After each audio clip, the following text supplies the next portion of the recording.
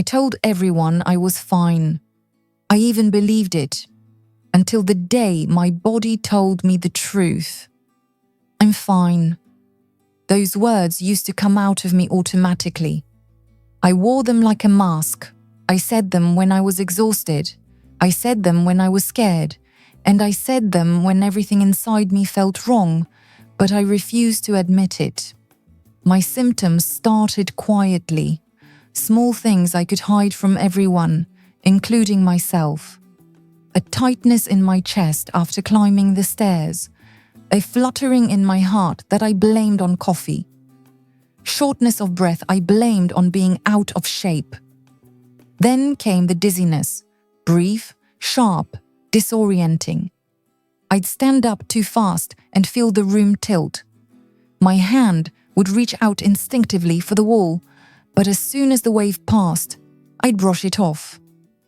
You need more sleep, I'd tell myself. You've been stressed. You're fine.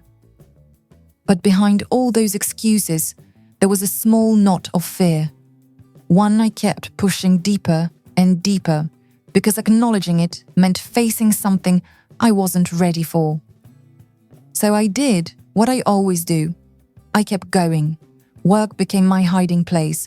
If I stayed busy enough, responding to emails, attending meetings, taking on extra tasks, the symptoms felt easier to ignore, or at least easier to hide.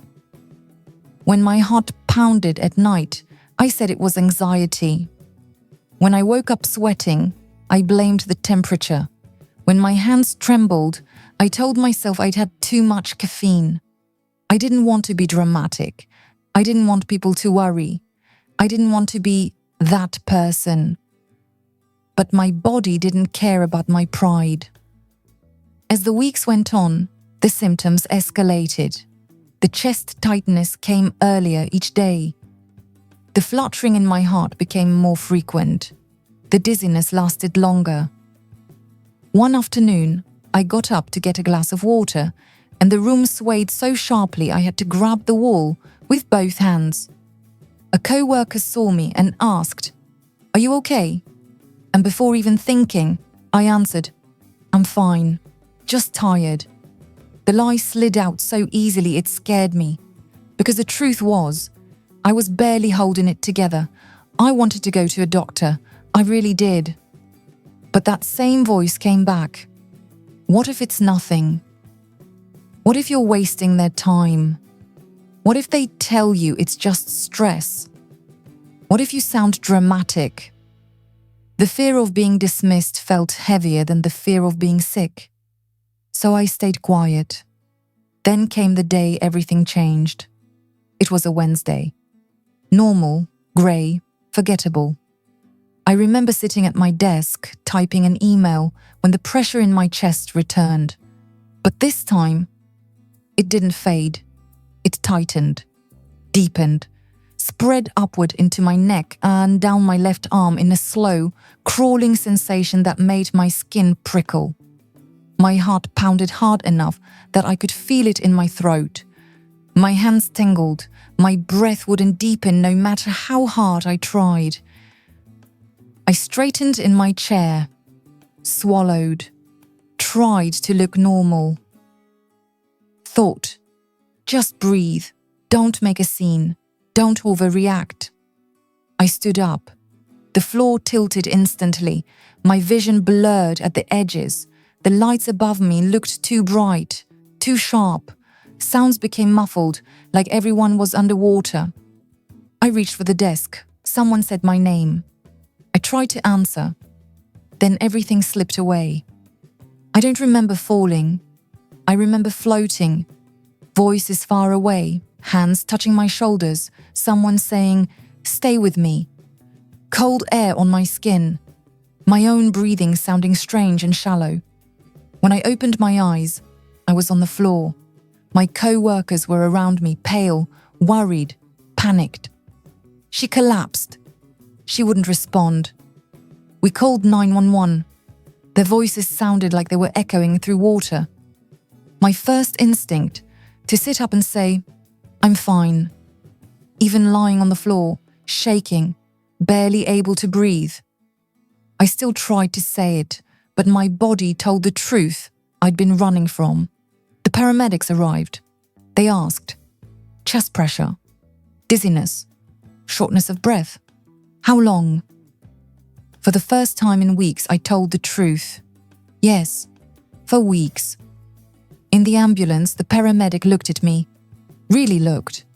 You should have been checked earlier, he said softly. There were warning signs. I knew that. I'd felt every sign. I'd ignored every one. At the hospital, everything was a blur. Blood tests, EKG, heart monitor, oxygen, blood pressure. Nurses moved quickly but gently.